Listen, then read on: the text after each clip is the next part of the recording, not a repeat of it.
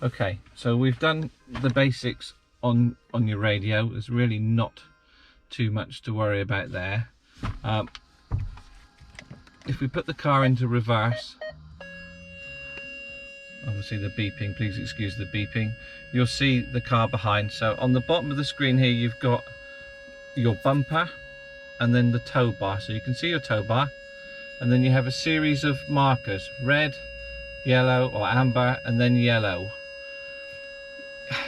Easiest way to do this is when you're actually reversing the car.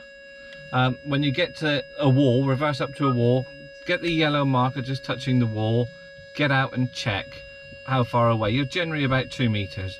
When you get to the amber mark touching the object that's behind you, you're generally 3.5 feet away. When you get to the red marker touching it, you're about 18 inches, maybe a little bit less. So that's the guide you need to do, but I would say get out and double check so that you have a visual in your head. Right, moving away from the reverse, you have 3 sections down the side here. You have home, mode and navi.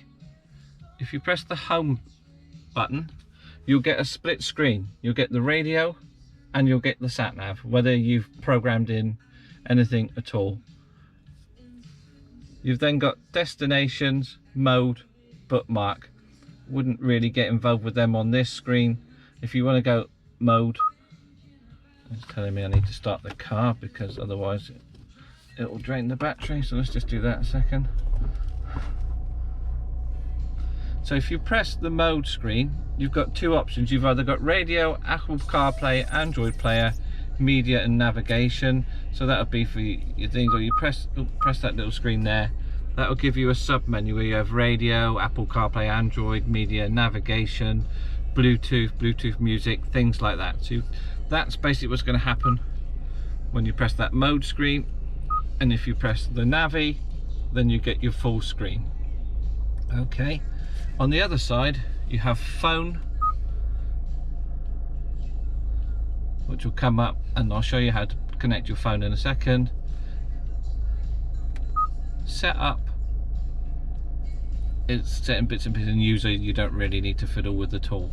So we'll just press mode and we're back to that screen, or that screen there.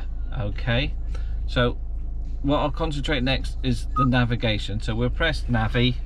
That will give you your normal TomTom. Now, without going into too much detail, it's a standard touchscreen, so you can drag it around.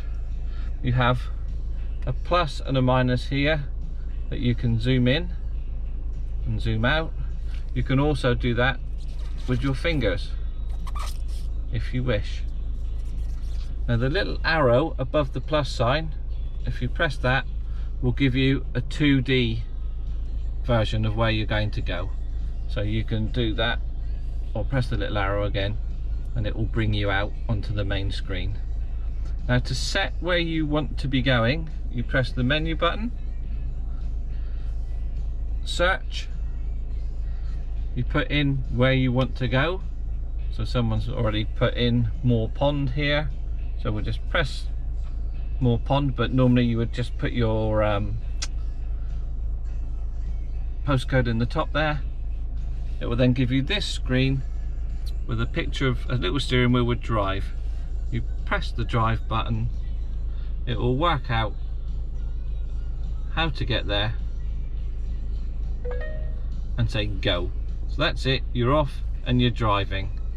When you get to where you need to go, it will tell you you've arrived. You press the little buttons down the bottom and you have current route. You press current route and you have the option to clear. That means it just won't keep bringing you back to the same point. That in its most basic form is how to use the sat nav. There are sub menus in there where you can go change in settings and things.